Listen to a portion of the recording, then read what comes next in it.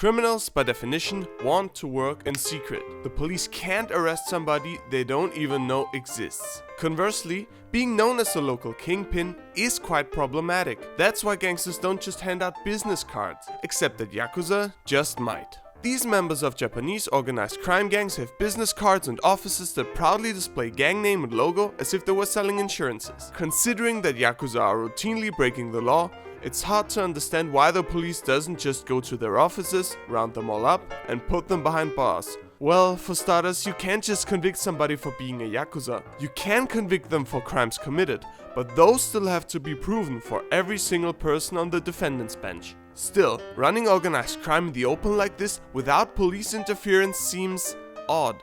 There must be something that can be done. And of course there is. The problem is not that it's impossible to stop Yakuza, it's that not everyone wants to. Let's see how this came to be. Back when taxes were still paid in rice, gamblers roamed the highways of Japan, making a living by ripping off locals. In one card game they used to play, a hand of 8, 9 and 3 was completely worthless. So as a play on the miserable reputation, the gamblers themselves took the name 893, Yakuza. Add some peddlers selling junk and stolen stuff and other violent misfits, mix them all together and you've got the modern Yakuza.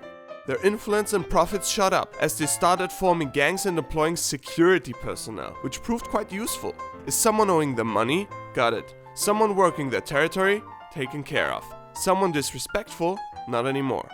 From then on, it was Yakuza ruling the streets. Fast forward a few years and Yakuza have infiltrated virtually every corner of Japan's economy. As you get bigger, you get more attention. And this is where Yakuza proved themselves to be public relations masterminds. Despite their petty crook origins, Yakuza were determined to present themselves as honorable vigilantes. Not crime gangs, mind you, but chivalrous groups. Through some creative ancestry research, Yakuza connected themselves to popular folktale heroes and essentially declared themselves to be Japanese Robin Hoods. They don't steal. They just take from the rich, and the poor, and everybody in between, and keep it. That made for a good enough story, and amazingly, people bought it. As Yakuza now had become a major political force, they started to work closely with those in power. Whenever the government faced opposition, be it from politicians, protesters, or striking workers, Yakuza came to the rescue, and peacefully convinced them that they were wrong.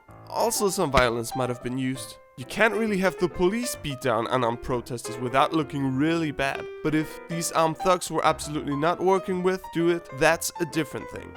In exchange for all this hard work, Yakuza were pretty much left alone. Of course, officials weren't going to go after the guys acting as their problem solvers and election street team.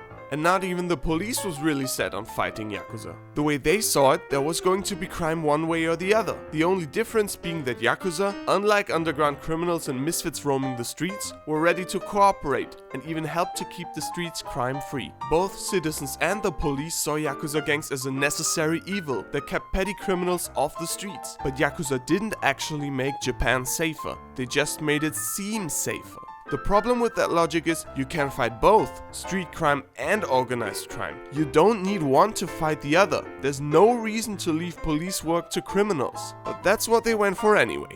As long as Yakuza played ball with authorities and had the public on their side, there was no need to hide.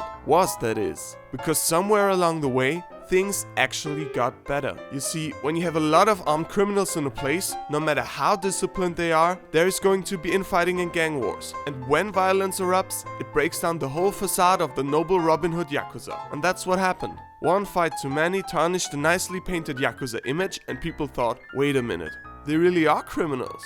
So the government made new laws to effectively fight Yakuza, the police actually made an effort to go after them, and maybe most importantly, state officials and the media ditched the word Yakuza for the much less romantic term violent groups. And it worked. Many of their income sources dried up, their numbers shrank, and those prominent gang nameplates and logos started to vanish from their offices. Right now, it looks like Yakuza are on their way out, and despite all excuses, that is a good thing.